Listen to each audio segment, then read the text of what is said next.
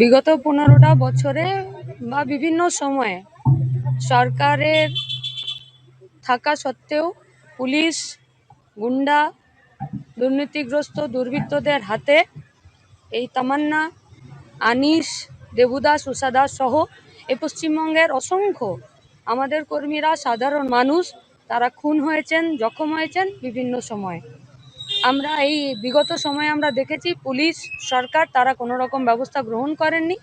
তাই এই সমস্ত অসমাপ্ত যে সমস্ত কেসগুলো ছিল, যেখানে বিচার পায়নি, খুনিদের শাস্তি হয়নি, আমরা সেই সমস্ত খুনিদের শাস্তি এবং বিচারের দাবিতে যাতে তারা যথাযথ শাস্তি পায় সেই শাস্তির দাবিতেই আমরা আজকে মুখ্যমন্ত্রীর কাছে, আমাদের বিধায়ক বলেছেন, ডোমকলের কমরেড মুস্তাফিজুর রহমান, তিনি বলেছেন আমরা সময় পেয়েছিলাম, সিএম সময় দিয়েছিলেন, আমরা সেই বিচারের দাবিটাই তার কাছে করেছি। তিনি এই সম্পর্কিত যা যা ব্যবস্থা নেবার কথা সেই সব ব্যবস্থা নেবার কথা তিনি বলেছেন।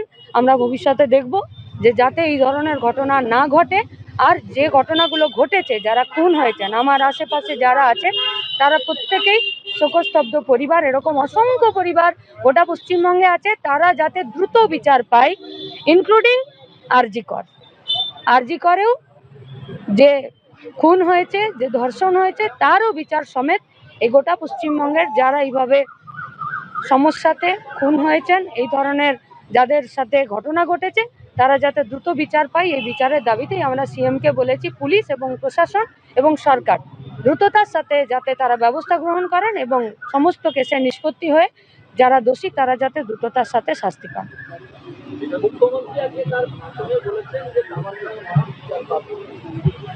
আমরা চাইবো গোটা পশ্চিমবঙ্গের তামান্নার মা, আনিসের বাবা, দেবুদাস, উষাদাসের ছেলে, কামদুনি, এই সমস্ত শুরু করে গোটা রাজ্যে অসংখ্য এই ধরনের ঘটনা আছে যা মিডিয়াতে ততটা সামনের সারফেসে আসেনি। এ ধরনের অসংখ্য ঘটনা আছে যে ঘটনাগুলো পুলিশের কাছ অবধি যেতে পারেনি, কোর্ট পর্যন্ত গড়াতে পারেনি। এ ধরনের অসংখ্য ঘটনা আছে, সেই সমস্ত ঘটনাগুলো যেগুলো পুলিশের কাছে আসেনি, কোর্ট অবধি গড়ায়নি, সেগুলোর কি করে কি হবে আমরা জানি না। নিশ্চিতভাবে পশ্চিমবঙ্গে একটা পরিবেশ তৈরি হবে কি হবে না সেটা ভবিষ্যৎ বলবে। তবে এখন যে ঘটনাগুলো ঘটেছে অথচ দোষীরা শাস্তি পায়নি, তারা যাতে দ্রুততার সাথে শাস্তি পায় এবং এই কেসগুলো নিষ্পত্তি ঘটে, সরকারের কাজ তাই, সরকারের দায়িত্ব তাই। তাই আমরা সরকারের প্রতিনিধি হিসাবে সিএম এর সঙ্গে আমরা দেখা করেছি। উনি এই কাজগুলো করার জন্য যা যা প্রয়োজনীয় পদক্ষেপ, সেই পদক্ষেপগুলো গ্রহণ করার ক্ষেত্রে উনি কথা বলেছেন, আমরা দেখব।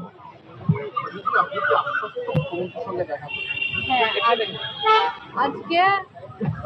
আজকে আমাদের বিধায়ক রানাদা, মীনাক্ষীদি কথা বলেছিলেন, তারপরে ডেট ফিক্স করে আমাকে এখানে নিয়ে এসেছেন, আমাদের সবাইকে নিয়ে এসেছে। তো সিএম আশ্বস্ত করলেন, বললেন যে আমি ওনার কাছে দাবি রেখেছিলাম যে আমার যে ক্ষতিটা হয়েছে তার জন্য আমি যাদের চাই, বিচারটুকু যা আমি চাই, শাস্তি চাই, যারা দোষী তাদের শাস্তি চাই। তো উনি আমাকে আশ্বস্ত করলেন যে ওনার শাস্তি উনি দেবেন, উনি আছেন, দেখছেন এবং দেখবেন। পুরোপুরিভাবে আমাকে আশ্বস্ত করলেন। আমি ভরসা নিয়ে ফিরে আসলাম, ভরসা পেলাম। হ্যাঁ, এখন আমি ওখানে যাচ্ছি, ওখানে উনি ফোন করে দিলেন, সিএম ফোন করে আমাদেরকে ওখানে পাঠালেন, তো ওখানে যাচ্ছি।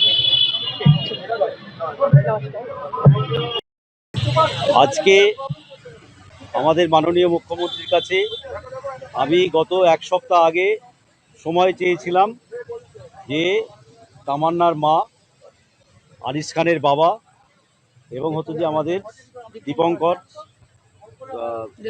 দেবুদাস এবং তার স্বস্তিক পুড়িয়ে মারা হয়েছিল 2018 সালে পঞ্চায়েত নির্বাচনে। ওনার ছেলে তখন ছোট ছিল, এখন হচ্ছে যে দেখতে পাচ্ছেন তামান্না, আপনারা সবাই জানেন, নদিয়ার কালীগঞ্জে নির্বাচন উত্তর পরিস্থিতিতে বিজয় মিছিলে আমাদের তামান্নাকে খুন করেছিল। আর আনিস খান, সেটাও আপনারা সবাই জানেন, সেই সময়ের আর মীনাক্ষী মুখার্জি আমাদের পার্টি কেন্দ্রীয় কমিটি মেম্বার সহ আমরা চিফ মিনিস্টারের কাছে, মুখ্যমন্ত্রীর কাছে সময় চেয়েছিলাম। আজকে উনি 4টের সময় দিয়েছিলেন। কিন্তু যেহেতু আমাদের বিধানসভা একটু অনেকক্ষণ চললো, তাই তারপরে আমরা ওনার কাছে নিয়ে গিয়েছিলাম। এবং এই কেসগুলো সকলেই জানেন যে সঠিক যে বিচার পাওয়ার দরকার সেইটা পেয়েছিল না বলেই আজকে আমরা মুখ্যমন্ত্রীর কাছে দরবার করলাম।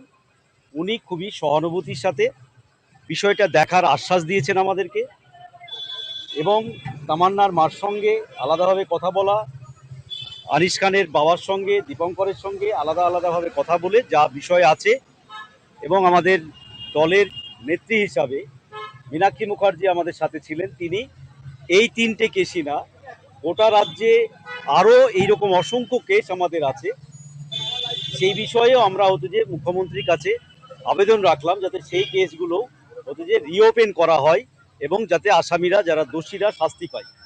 তখন উনি সেই কেসগুলোর ব্যাপারেও একটা ডিটেলস আমাদেরকে গোটা পার্টি, এবং বললেন যে রাজ্যের পার্টির ডেলিগেশনও প্রয়োজনে ওনার সাথে দেখা করতে পারেন। এই কথা বলে তিনি এখন আমাদেরকে ডিজিপির কাছে ভবানী ভবনে যাওয়ার জন্য বললেন এবং ডিজিপিকে ফোন করে দিলেন। আমরা এখন ডিজিপির কাছে যাব, তার সাথে তিনার সাথে দেখা করব এবং টোটাল বিষয়গুলো যে বলবো। বাকিটা তামান্নার মা আছে, আনিস খানের বাবা আছে, দীপঙ্কর দাস আছে, যার ফলে এবং আমাদের নেত্রী হিসাবে মীনাক্ষী মুখোপাধ্যায় আছে। তাদের কাছে আপনারা একটু শুনে নিয়ে বাকিটা জেনে নেবেন।